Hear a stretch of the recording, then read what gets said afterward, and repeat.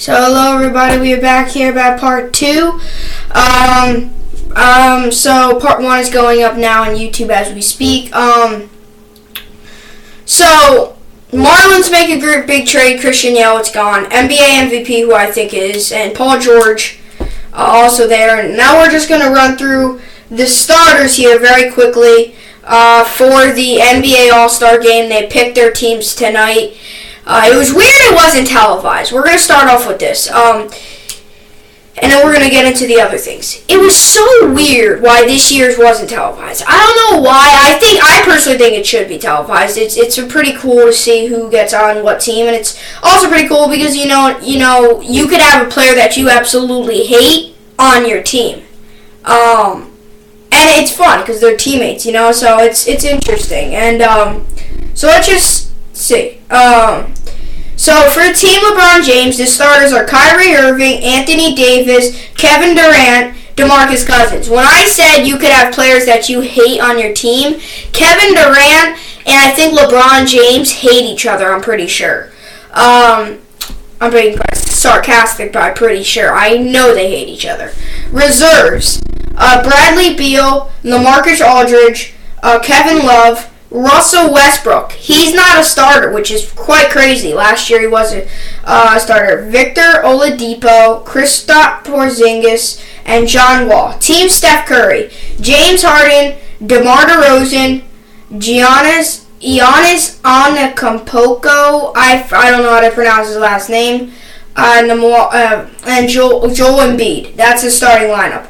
Reserves: Klay Thompson, Draymond Green, Jimmy Butler, Damian Lillard, Al Horford, Kyle Lowry, and Karl Anthony Towns. So, those are your teams for you. Tell you the truth, I said the team that's a little bit more stacked, I would have to say is probably I would have to say is a little bit Team LeBron. I don't know why, I just have a weird feeling that this is how it goes. I'm surprised Russell Westbrook is in backup role. I'm surprised he's not in for, DeMarcus Cousins or somebody. I'm not saying that DeMarcus Cousins is bad anyway, but I feel like Russell Westbrook could be in front of him. I don't know. It's going to be interesting, this All-Star game. So, I just wanted to point that out. I'm not going to a commercial. I just wanted to point that out. Now we're going to move to the real thing that we're going to talk about to start off. This is Christian Yelich. Breaking news about, looking at the clock, 45, 50 minutes ago, he was traded to the Milwaukee Brewers. So pretty much that's really the Miami Marlins' last player that they gave away, and that it was good and it's been there since that was with that team last year. Now this Miami Marlins team has nobody. I mean nobody. They have nobody whatsoever. They do have Edinson Volquez. I think that's his name. I think that's how you pronounce his name. Sorry, I'm not that great at pronouncing names. Yeah, I know. If you want to be a broadcaster, you should be able to pronounce names, but I don't know how to pronounce everybody's name. Edinson Volquez, I think I pronounced it right, though. They still have him. He pitched a no-hitter. But they have no one. I mean, no one. They've given up. They have no one whatsoever. Left on that team. And now Starlin Castro's there, a great player. And now possibility, the deal's it's coming less and less rumored about it, less and less possible. But there's still a little chance that Jacoby Ellsbury's going to be there. This team, I feel bad for Starlin Castro. Derek Jeter, he said it. Hey, at least he's not lying. He said that he was going to go rip this team apart. He didn't say he was going to rip them apart, but he said this was his plan to rebuild them. He is absolutely tearing them apart. Let me just tell you something. How much money they've given away, meaning how much money they have now, they've gained for all those trades. They have gained $86.5 million from trading all those players. That is a crap ton of money. I mean, that is tons and tons and tons and tons. And it's not like the Marlins farm system is the best either. I think they got 4 players for Christian Yelich, 4 young players. I think an outfielder, a pitcher, and I think it's like a few infielders. I think.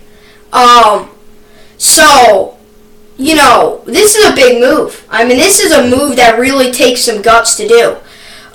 Christian Yelich isn't the biggest of home runs. Hitters don't matter. He will get you RBIs. He will keep a steady average. He is pretty fast. He's decently fast. He's okay. He's an outfielder. He's very good at what he does. He's a very good outfielder. He's young. He's young too. He's only 26 years old, so he's still got a boatload more left on his years as being an MLB player. So I think this is a good move for the Brewers to get him. Marlins don't really gain anything here. You know, when you see 4 players get traded for 1 player, you know that just going to show you that you're not getting nearly as much as you need. Like, it takes 4 players to reach really this amount of skill of Christian Yelich, which really, you know, I don't really know why teams even make those types of moves, you know, why they even make those types of moves. I don't know. It's sports. It's what it is these days, I guess, right? So let me run through some of Christian Yelich's stats. 602 at-bats for 2017. 602 at-bats, 282 average, 18 RBIs, 18 home runs, 81 RBIs, 16 stolen bases, and an OPS of 807. So from what those stats, he's good on the RBI side of things, but he's okay on the home runs, which is fine with me, and he's good on the okay on the stolen base side of things. What I don't get, and I understand Derek Jeter's not lying, he's saying that he was going to do this to the team, but the amount of money he has gained, which is good, but the players, the talent he has lost for this team, the players that made this team barely win as many games that they did last year. And he gave all of them away. All of them away. I mean, there's nothing remaining in Miami. There's nothing there. I mean, absolutely nothing. Not a single crumb of talent on that team right now. I don't know. I think he's rebuilding a little too much. He's went a little above and beyond, I think. Like, you want to rebuild a team, you don't give away all these players. I mean, I don't even know what this team's like anymore. I can at least name 6 or 7 players now. Those 6 or 7 players are gone. I don't even know this team anymore. Like, I don't even know what players are on the team. The really only player is their catcher. Their catcher I know, and I forget the catcher's names, but I know about him. I know he's been there. And Starlin Castro's new. And even the catcher's pretty young. I mean, there's like no one on this team. It's all new players. Like, you want to rebuild, you can't bring in a whole new team. You got to keep some players, you know? I mean, this is what's going to be interesting. How would Derek Jeter do in his first year? I think this team could possibly only win like 20, 30 games. I don't see him winning over 30 games. I really don't. Which would be awful, but I don't see him winning over 30 games. I mean, maybe 40 games, but not over 40 games. No way. I mean, this team this year is going to be awful. They've lost so much power, so much talent, so much speed. I mean, come on. Let's move to his career stats. A 290 average, 59 home runs, 293 RBIs, 72 stolen bases, and an OPS of 800. Oh, good.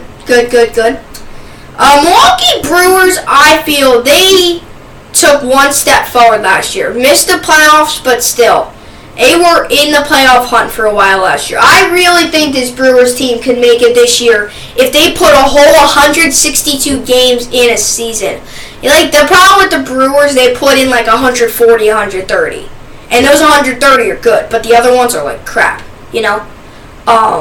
So, they don't put in 162 games usually. They are more, I mean, they aren't the best with 162 games.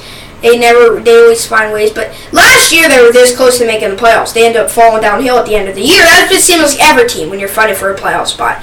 I'm just interested to see if the Yankees ever. It probably won't happen.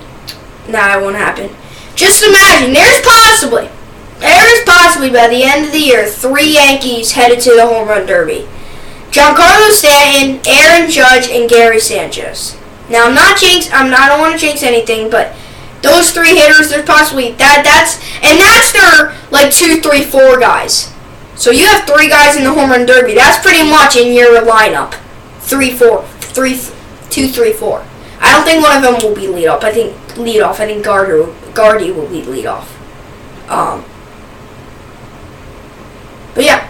So anyway, so when we come back, we're going to talk about the NBA MVP and my person who I think is the best out of all of them when we come back on the BS Network.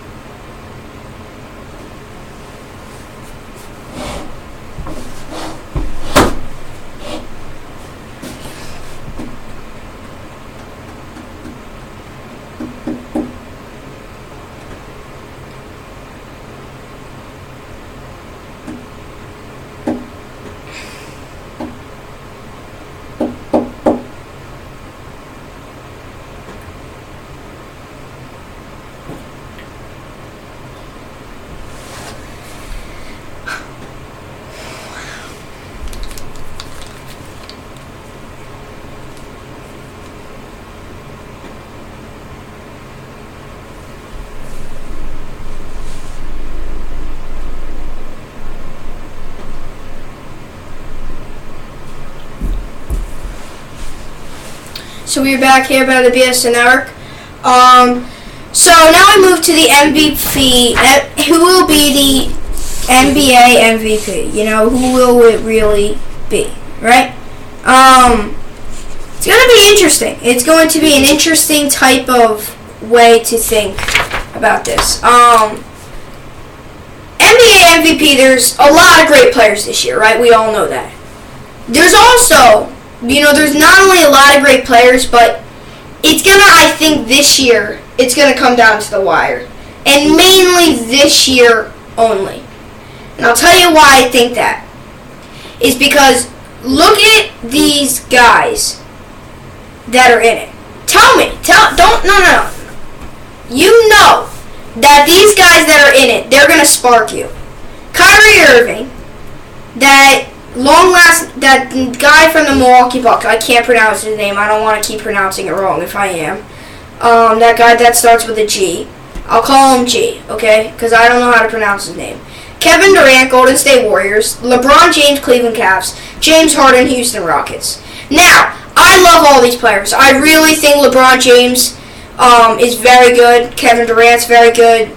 G's very good. And Kyrie Irving's very good. They're all very good. One player, though, mainly this season, has kind of just impacted me in a way. Not that he's like the best, I don't think, but he's just, I think he will. Now, I want LeBron to win the MVP. I really like LeBron. I'm not really a Cavs fan, even though I cheer for them in the finals because I don't like Curry. I do like Durant, but I don't like Curry. I like LeBron. I think I said that yesterday. I have his shoes. I like LeBron. I want him to win it. I just don't think he will win it. I think it's going to come down to Kyrie Irving. Here, these are only the top 5. These are the top 5. So there's more, but they're probably not. The top 5 more than likely. I think it's going to come down to Kyrie Irving and James Harden. Is really who I think it's going to come down to. I'll tell you why. One of two things. Kyrie Irving's great. He might take the Boston Celtics to a NBA final, and James Harden might as well. So, and also they just have amazing skill, and they've led their teams to a great start and more than likely a great finish. That's why. So, but James Harden stands out to like this out of the hole. All of them are right here, right under him, and he just stands out like a little bit inch taller. I don't know why. Don't ask me. I don't know why. Don't ask me. No. I don't know why I think this. I just have a weird feeling that James Harden's going to win it. I think it's really going to come down to Kyrie Irving and James Harden. I think LeBron James' days, I don't care. I really want LeBron James to win it, but he won't. It's just, I feel like when players get older and older, they start to, I feel like people start to not really vote for him anymore. I don't know how it is. But, you know, I feel like there's always, which annoys me, I feel like there's always a Golden State Warriors player in there. In the top 5, it's actually not Stephen Curry. That's what I say. A lot of fans probably don't agree with me, but I really think it's Kevin Durant taking over the face of that team. I think a lot of Curry fans, I think a lot of Golden State fans are starting to notice that. Cavaliers, if it wasn't there for Durant, they probably would have made another 3-0 comeback. If it wasn't there for that. Because that one game, they broke so many history marks. And one, I think it was Game 4. Yeah, they broke so many records in the finals. Just how it was. So, you know, I think without Kevin Durant, they would have somehow made a comeback again. So let me run through James Harden's stats, and I'll tell you why he stands out to all the other. He stands out. I don't know why. He just does. Yesterday against the Mavericks, he had 25 points. It's okay. The one thing James Harden can do is he is a talker. And you want to be, I don't care how much skill you have, you want to be a good NBA player or any player that's involving basketball. You need to chatter. You need to chat. You need to chat. You need to chat. Because in order to get assists, in order to make your team get points, you need to talk. Because you need to communicate. Where are you going to go? Blah, blah, blah, blah. You go over there, you set the pick, da-da-da-da-da. You do silent basketball, it's not going to help. It's not going to help. You do silent basketball and you expect the team to do everything right way. I know it's the NBA, but still. I know you expect every player to do the same movements, every player expect to get the ball. Also, if the guy's not open, he can say, no, not me, or something like that. James Harden also is a huge communicator. Look at yesterday, at 13 assists. 13 assists. He's averaging 9 assists a game. Yes, 9 assists a game he's averaging, which is crazy. He's almost averaging a double-double, that means. Because he's averaging 31.2 points, which is absolutely amazing. I mean, 31.2 points. That just stands out to me also. 31.2 points. You barely see players these days do that. He's a chatter, he's a talker, he does everything talking. That's what leads him to averaging double-doubles. Last night he had a double-double. I know double-double aren't the best things. I mean, they're good, but they're nothing like a triple-double, but still. Anytime you can get something that's over 10 for 2 things is really good. And that point scorer, too, also means you're a communicator. You can tell them when to pass the ball, tell them when to not to, da-da-da-da-da. You need to be a communicator basketball. And that's all great assist guys were communicators. They weren't silent guys expecting you to say in your brain, oh, I'm supposed to go here. They were not that, you know? So, Mavericks, he's averaging this year 35.8 minutes, 31.2 points, 44.7 on his field goal percentage, 3-point percentage, 39.6, 4.8 rebounds, 9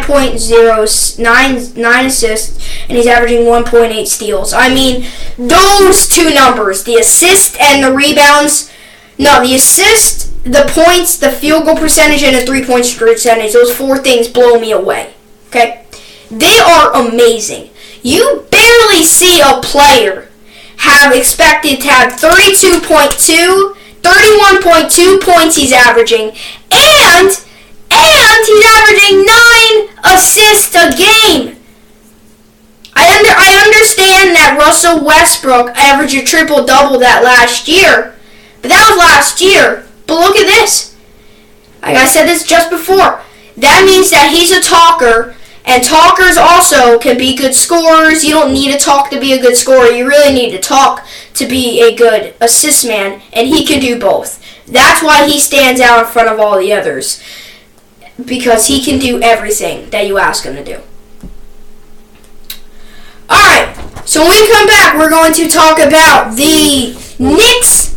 We're going to talk the Knicks and then the Rangers and then the Nets. All when we come back on the BS Network, and we'll wrap up the show from there.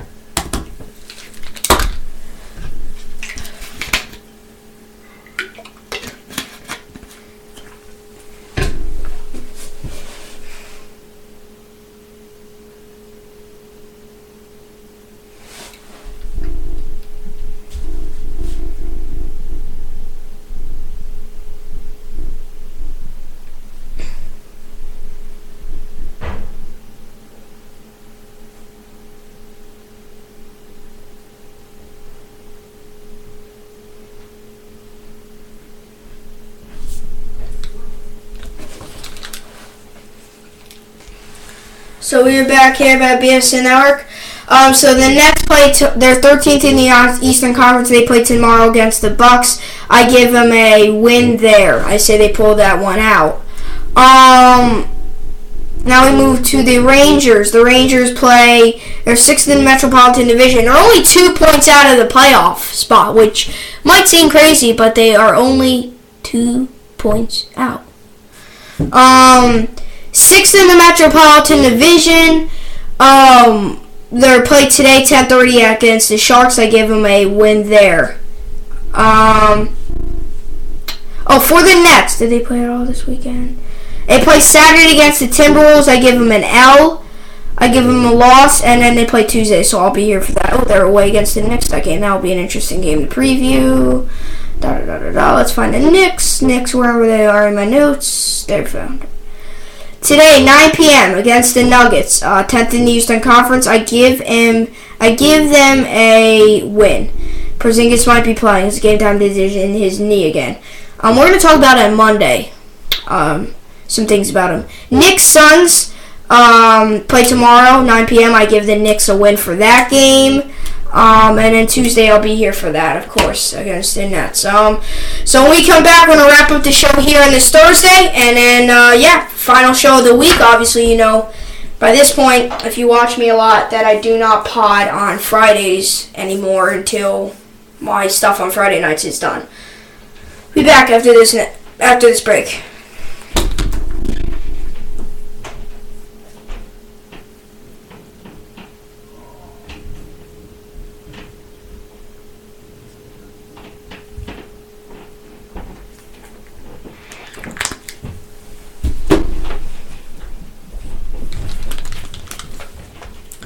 So we're back here at the BSN Network. So I hope you enjoyed today's pod. I hope you enjoyed it very much. Hope I answered any questions you might have had. So yeah, that's pretty much it. I'll see everybody Monday, because I don't pod on Fridays until my stuff on Friday nights is over with, which will not be until a little bit from now. So Monday through Thursday, I hope you like that. It's really same thing, just missing a day. So yeah, besides, it feels so weird. I don't have any NFL picks to do today. Next week I do, big one. But then after that, it's going to feel so weird because I got into the groove of doing it. Feels so weird. Before I even had my YouTube channel, I would take videos of myself, and I would even do it. So I've been doing it for the whole NFL season, so I know I've only done it for like 2 or 3 weeks with the YouTube channel, but I've been doing it, more than that. I think I did it, I think my first week of picks was when the Jets played... Was it when the Jets played the Chiefs and they won? Was my first week? No. I feel like the Jets were done when I started. Well, when was it? December? Yeah, the Jets? No! I started December 26th. Who did the Jets play on Christmas Eve? Oh my goodness, I cannot think of this. Oh, they played the Chargers. Did they? No, they played the Chargers. No, they did. Yeah, they played the Chargers on Christmas Eve. So, yeah. Alright, so anyway. So hope you enjoyed today's video. Have a good weekend, everybody, and thanks for watching.